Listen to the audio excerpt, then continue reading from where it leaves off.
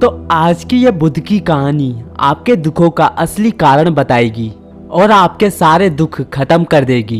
एक गुरु का एक शिष्य बहुत दुखी था। जब भी वह भिक्षा मांगने के लिए आसपास के गांवों में जाता तो उसे वहां दुख, दर्द, तकलीफ दिखाई देती। यह सब देखकर वह बेचैन रहने लगा। वह ईश्वर से प्रार्थना भी करता कि सबको सुख दे, खुशी दे, शांति दे। एक दिन उसके मन में यह प्रश्न उठा कि क्यों इस दुनिया को बनाने वाले ने इन सबको दुख दिया, क्यों नहीं वह सबको सुख दे देता। यही प्रश्न लेकर वह अपने गुरु के पास पहुंचा और बोला, हे गुरुदेव, इस दुनिया के लोग इतने दुखी क्यों हैं? क्यों चारों तरफ दुख ही दुख है? इस दुनिया को बनाने वाला क्यों नहीं इन सबको सुख और खुशियां दे देता?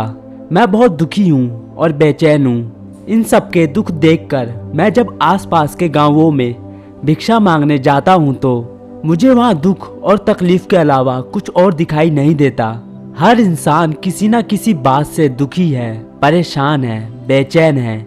गुरु ने कहा, इन सबको सुख ही दिया गया है, लेकिन इन्हें अपना सुख दिखाई ही नहीं देता, तो इसमें कोई क्या कर सकता है? शिष्य ने कहा, गुरुदेव, अगर सुख होगा तो सुखी दिखाई देगा और अगर दुख होगा तो दुखी तो दिखाई देगा। लोग इतने नासमझ तो नहीं कि सुख होने के बाद भी दुखी होने का प्रयास करेंगे। भला सुख दुख कैसे बन सकता है? दुख होगा तभी तो लोग दुखी और परेशान हैं। यह सुन गुरु ने एक हल्की सी मुस्कान दी और कहा, मैं जानता हूँ कि तुम एक बहुत अच्छे मूर्तिकार हो।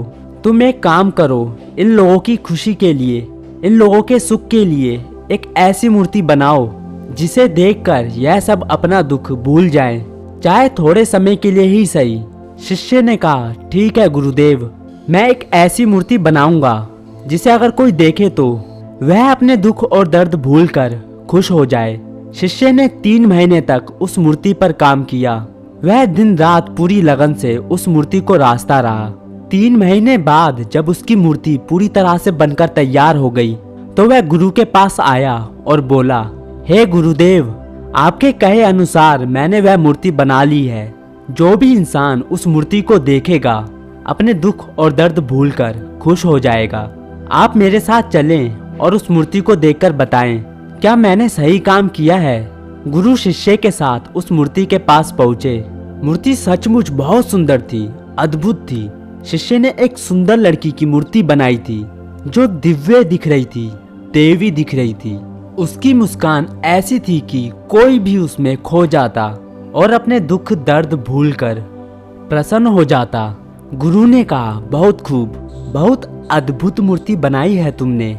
अवश्य ही यह लोगों को उनके दुखों से बाहर निकलने में उनकी मदद करेगी। परंतु मैं चाहता हूँ कि तुम इस मूर्ति के चेहरे पर कहीं पर भी एक ऐसा निशान बनाओ जो दिखाई ना दे। शिष्य ने पूछा, लेकिन क्यों गुरुदेव? गुरु ने कहा, यह मैं तुम्हें बाद में बताऊंगा। शिष्य ने उस मूर्ति की आंख के ऊपर भौं में एक छोटा सा निशान बना दिया जो दिखाई भी नहीं दे रहा था। गुरु ने कहा, बहुत अच्छे, अब इस मूर्ति को गांव के बाहर वाली सड़क पर रख देते हैं। उस मूर्ति को गांव के बाहर वाली सड़क के किनारे रख दिया गया और गुरु और शिष्य कुछ दूरी पर जाकर खड़े हो गए। गांव वाले उस रास्ते से बाहर आने लगे। जो भी उस मूर्ति को देखता वह दुखी हो जाता। एक जवान व्यक्ति उस मूर्ति को देख रहा था। उसने बड़े ध्यान से उस मूर्ति को देखा, फिर अफसोस करता हुआ आगे बढ़ गया। रास्ते में गुरु और शिष्य ने उसे रोका। गुरु ने कहा, तुम बड़े दुखी दिखाई पड़ रहे हो, क्या हुआ? व्यक्ति ने कहा, वहाँ एक मूर्ति रखी है, बड़ी सुंदर मूर्ति है, ऐसी कि देखो तो देखते ही रह जाओ, पर अफसोस उसमें एक कमी है। मूर्तिकार ठीक नहीं था, उसने मूर्ति की आंख के ऊपर एक निशान छोड़ दिया है, इसलिए मैं बहुत दुखी हूँ। काश अगर वह निशान नहीं होता तो मूर्ति कितनी सुंदर होती। शिष्य ने कहा, पर वह निशान तो दिखाई भी नहीं दे रहा है, तुमने कैसे देख लिया? व्यक्ति ने कहा, क्या बात करते हो, मेरी तो पहली नजर ही उस निशान पर पड़ी थी। यह कहकर वह व्यक्ति वहां से चला गया। एक दूसरा व्यक्ति भी उस मूर्ति को देख रहा था। वह भी दुखी होता हुआ आगे बढ़ गया। गुरु और शिष्य ने उस व्यक्ति को भी रोका और उससे पूछा, क्या हुआ, तुम इतने दुखी क्यों लग रहे हो? उस व्यक्ति ने कहा, वहाँ एक बहुत सुंदर मूर्ति है, पर मूर्तिकार बेकार आदमी था। उसने मूर्ति के चेहरे पर एक निशान छोड़ दिया है जिसने मेरा मन खराब कर दिया है। शिष्य ने पूछा, पर वह निशान तो दिखाई भी नहीं दे रहा है, तुमने कैसे देख लिया? उस व्यक्ति ने कहा, अरे कैसी बात करते हो भाई, मुझे तो पूरी मूर्ति में वह निशान ही दिखाई पड़ा। शिष्य ने कहा, क्या तुम उस निशान को छोड़कर सिर्फ मूर्ति नहीं देख सकते? क्या हुआ अगर उसमें एक छोटा सा निशान है? शेष मूर्ति तो अच्छी है ना? व्यक्ति ने कहा, हाँ, मूर्ति तो अद्भुत है, दिव्य है, लेकिन अगर उसमें वह निशान नहीं होता तो बस इसलिए मैं दुखी हूँ। धीरे धीरे सभी गांव वालों ने वह मूर्ति देखी और सभी दुखी हो गए। आखिर में राजा भी अपने रथ पर सवार होकर वहां से निकला। उस मूर्ति को देखकर वह अचंभित था कि इतनी अद्भुत मूर्ति रास्ते पर क्यों खड़ी है। इसे तो उसके महल में होना चाहिए था, लेकिन थोड़ी देर में वह भी दुखी हो गया और उस मूर्ति को छोड़कर आगे बढ़ गया। गुरु और शिष्य ने उस राजा को रोका। गुरु ने राजा से पूछा, हे राजन, आप दुखी क्यों हैं? क्या मूर्ति सुंदर नहीं है? राजा ने कहा, मूर्ति तो दिव्य है, पर एक वह निशान जो मूर्ति की आंख के ऊपर है वह सही नहीं है। मूर्तिकार ने गलती कर दी, इसलिए मैं दुखी हूँ। काश अगर वह एक निशान नहीं होता तो यह मूर्ति मेरे राज दरबार की शोभा बढ़ा रही होती। यह कहकर राजा भी वहां से चला गया। गुरु और शिष्य दोनों मूर्ति के पास पहुँचे। शिष्य ने बड़े ध्यान से मूर्ति को देखा। मूर्ति बहुत सुंदर थी, उसमें कोई कमी नहीं थी और ना ही वह निशान दिखाई दे रहा था। शिष्य बड़ा अचंभित था।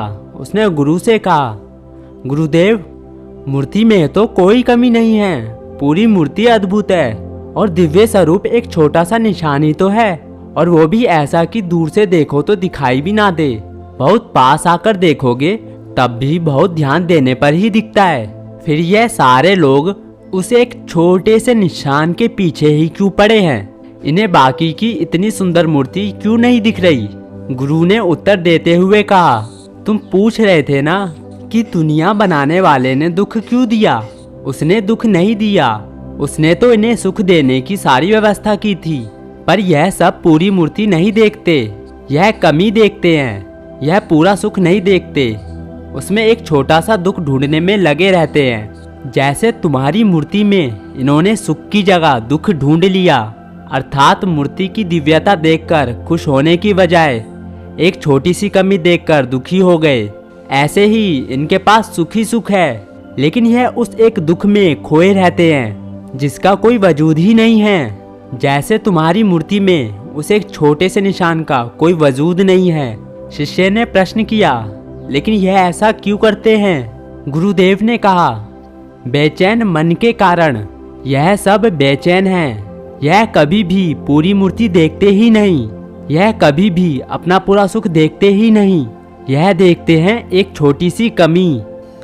यह सुख के बीच दुख देखते हैं। यह पूरी दुनिया विराट सुख को छोड़कर छोटे छोटे दुखों को पकड़कर बैठी रहती है। वही उनकी जिंदगी है और वही उनकी दुनिया है। अगर यह ध्यान से देखे तो बनाने वाले ने हर चीज इनके सुख के लिए ही बनाई है।